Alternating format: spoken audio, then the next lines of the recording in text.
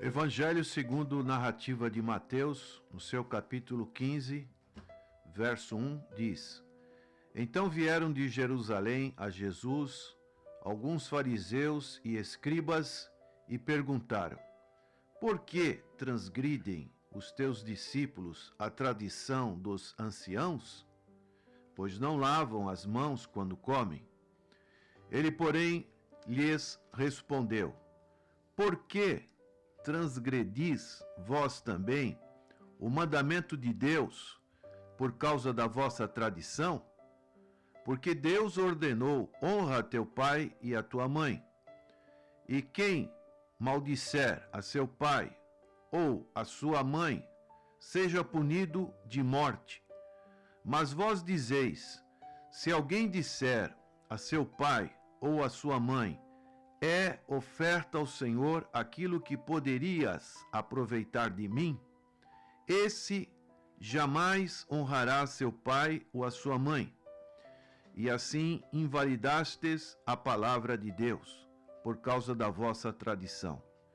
Hipócritas, bem profetizou Isaías a vosso respeito, dizendo: Este povo honra-me com os lábios, mas o seu coração está longe de mim. E em vão me adoram, ensinando doutrinas que são preceitos de homens. E tendo convocado a multidão, lhes disse: Ouvi e entendei. Não é o que entra pela boca o que contamina o homem, mas o que sai da boca. Isto sim contamina o homem. Então, aproximando-se dele, os discípulos disseram: Sabes que os fariseus, ouvindo a tua palavra, se escandalizaram? Ele, porém, respondeu: Toda a planta que meu Pai Celestial não plantou será arrancada. Deixai-os, são cegos, guias de cegos. Ora, se um cego guiar outro cego, cairão ambos no barranco. Esse texto nos fala de grupos políticos e religiosos que existiam na época do Senhor Jesus. Escribas, fariseus, chegaram para reforçar o rol dos inimigos do Senhor Jesus.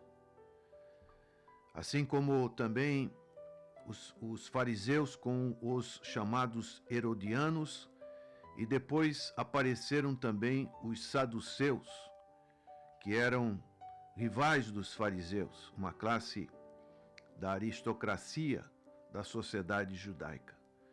Todo este grupo de pessoas, tanto como já dissemos no sentido religioso do judaísmo, como também no sentido político, no caso, a emancipação de Israel do Império Romano, como eram os chamados herodianos, eles tinham uma tradição, essa tradição dos anciãos, que era uma interpretação oral escrita da lei de Moisés, com muita coisa que era adicionada, chegando a ter a autoridade quase igual à própria lei entre os fariseus. E essa tradição dos anciãos era uma tradição que contava muito para a vida desses grupos religiosos. Assim também podemos analisar que a tradição em algumas religiões tem a mesma importância da palavra do Senhor. Existe a tradição que é boa, quando podemos ver no caso dos valores, especialmente da interpretação da palavra de Deus, daquilo que os chamados teólogos, pais da igreja, já tiveram e já fizeram uma interpretação da palavra do Senhor, das doutrinas. Isso realmente tem grande valor, porque já foi muito pesquisado pelos estudiosos da palavra do Senhor. E dessa maneira, essa tradição, o cuidado com as coisas no culto que oferecemos a Deus, os valores que esses chamados patriarcas nos deixaram, tem o seu ponto positivo e deve ser preservado. Mas também existe uma tradição que muitas das vezes vem contra a palavra do Senhor. Para alguns tem o mesmo peso da palavra do Senhor. Isso é muito perigoso. A palavra do Senhor deve ser a nossa única regra de fé e prática. Sempre devemos nos guiar pela palavra do Senhor. Mas aqui, no caso desse grupo religioso e político, eles tinham essa tradição muito relevante com relação a certos valores que eles faziam.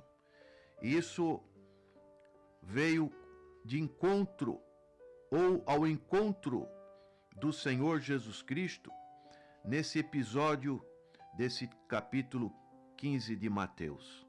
Nós vemos o Senhor Jesus Cristo dizendo: por que transgredis vós também o mandamento de Deus, por causa da vossa tradição? O Senhor utilizou-se de uma parte muito mais importante, que no caso era uma tradição da guarda daquilo que eles deveriam estar observando com relação especialmente a honrar a teu pai e a tua mãe. E assim nós vemos que a tradição que eles queriam era de lavar as mãos. A tradição das mãos, no seu lavar, era simplesmente uma higiene que era feito antes das refeições. E isso veio a ser, essa simples lavagem, um tipo de purificação, um ritual para afastar a mínima possibilidade de a pessoa ter sido contaminada pela poeira advinda de algum pagão. Eles sacudiam o pó e, nessa maneira, qualquer contato que eles poderiam ter com os gentios, especialmente os romanos, eles tinham esse sentido de purificação.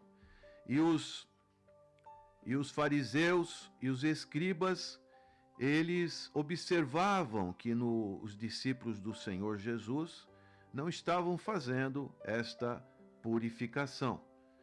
E dessa maneira, o Senhor Jesus Cristo, ele dá um outro sentido, ele passa a citar os 10 mandatos, mostrando como a tradição dos judeus havia suscitado maneira de desobedecer.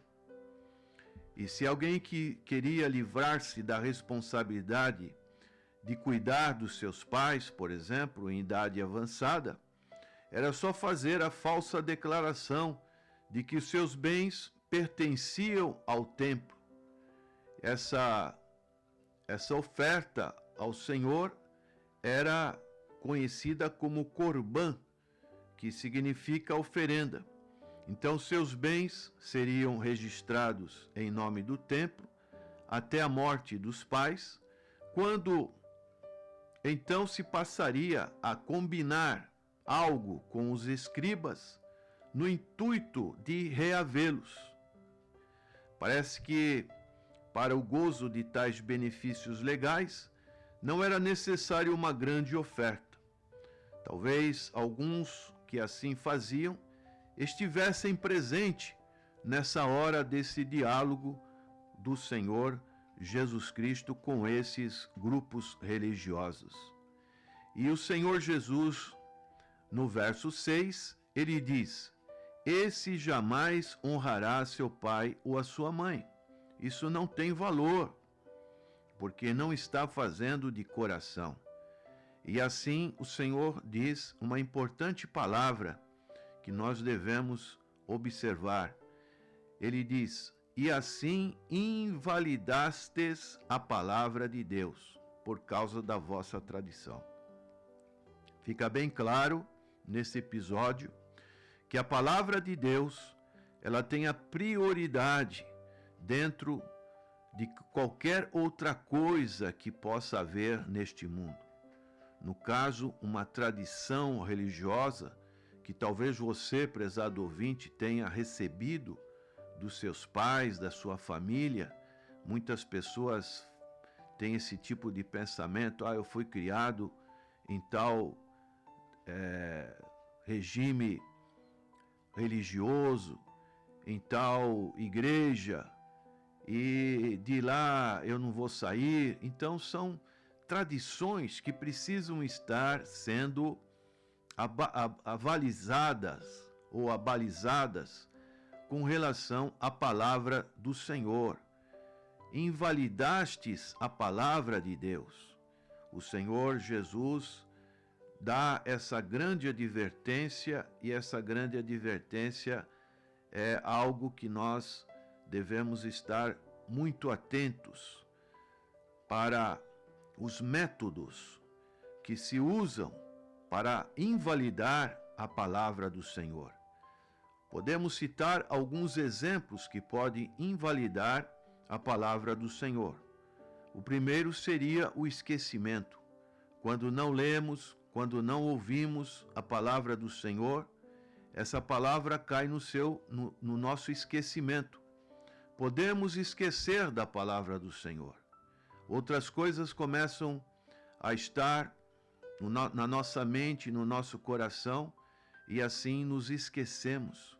Quantas pessoas se esquecem na atualidade de servir a Deus, de estar na casa do Senhor, de buscar ao Senhor. Somente quando estão necessitadas de algum bem maior, quando especialmente estão doentes, aí procuram a casa de Deus, o contato com Deus. Talvez esse seja o seu grande problema, prezado ouvinte. Esqueceu de Deus. Outra maneira de invalidar a palavra de Deus é uma reinterpretação. A pessoa começa a fazer uma interpretação errada da palavra do Senhor, começa a ter interpretações duvidosas, interpretações que não correspondem com uma hermenêutica fiel, não observam o que outros servos de Deus já interpretaram a palavra do Senhor, e assim podem invalidar a palavra do Senhor. Uma outra maneira é a racionalização. Os valores são relativos, não são valores absolutos da palavra do Senhor. Não é bem assim. Isso aqui não é isso e aquilo. Trocam o certo pelo errado, o errado pelo certo.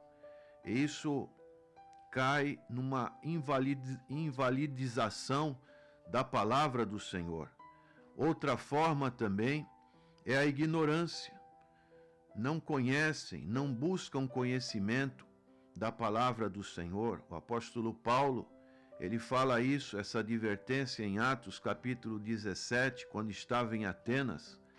Ele diz que Deus não leva o tempo da nossa ignorância, mas notifica que todos se arrependam. Muitas pessoas, por falta desse conhecimento, permanecem nessa ignorância. Precisamos conhecer a Deus, conhecer a palavra, buscar esse conhecimento, não um conhecimento que vai nos envaidecer, trazer orgulho espiritual. Não, esse é prejudicial. Mas a dependência de querermos cada dia nos quebrantarmos diante do Senhor para conhecer a sua vontade revelada na palavra e aplicarmos ao nosso coração. E uma invalidação da palavra do Senhor também é a simples desobediência. Eu conheço, mas não obedeço. Isso também invalida a palavra do Senhor. E aí o Senhor utiliza de um exemplo que Isaías desse com relação ao povo de Israel.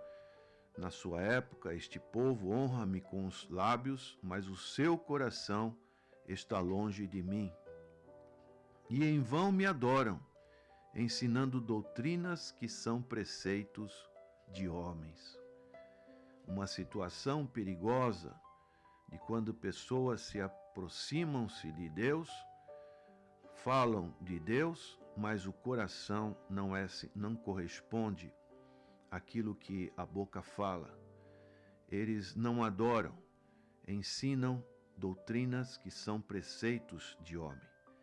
E daí o Senhor Jesus fala o que não é o que entra pela boca o que contamina o homem, mas o que sai da boca, isso sim contamina o homem. O Senhor Jesus, segundo a explicação que o Senhor dá, no caso aqui para Pedro, a comida que não foi preparada segundo as tradições dos anciãos não prejudica ao ser ingerida. Foi isso que o Senhor mostrou para Pedro ali em Atos capítulo 10, quando Pedro foi chamado para ir na casa de Cornélio. O que prejudica é o mal concentrado no íntimo do ser humano, e esse mal é exprimido pela boca, conforme Tiago capítulo 3 fala a respeito da língua. A língua é fogo, é mundo de iniquidade. A língua está situada entre os membros de nosso corpo e contamina o corpo inteiro. E não só põe em chamas toda a carreira da existência humana, como também é posta ela mesma em chamas pelo inferno. Então isso contamina. Vem do grego koinein, que significa tornar comum, profanar.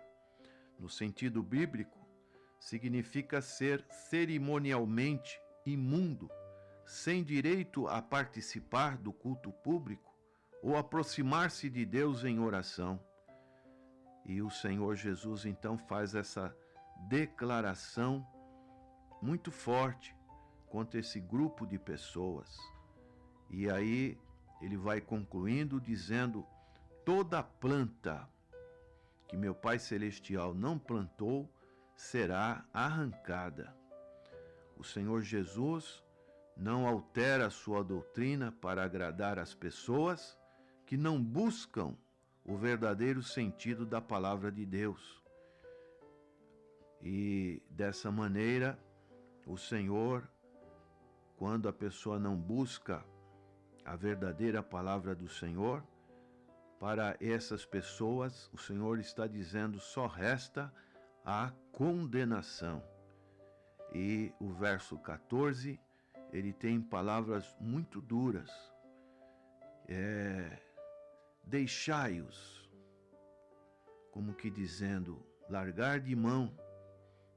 São cegos, guias de cegos. Ora, se um cego guiar outro cego, cairão ambos no barranco. Palavras fortes que o Senhor diz e que nos dá nessa manhã, nesse dia, um alerta de que como estamos servindo ao Senhor.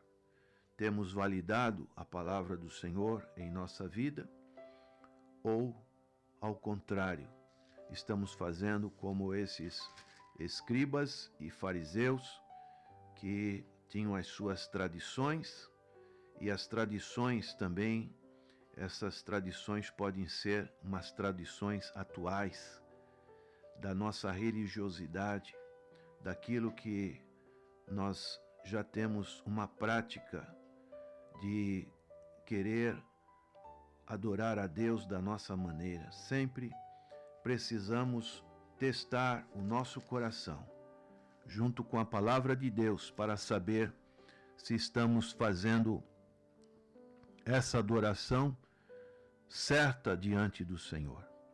Ó Deus, tem misericórdia, Senhor, das nossas vidas, para que possamos te oferecer um coração que realmente possa te agradar, como o Senhor disse para a mulher samaritana. Deus busca adoradores que o adorem em espírito e em verdade.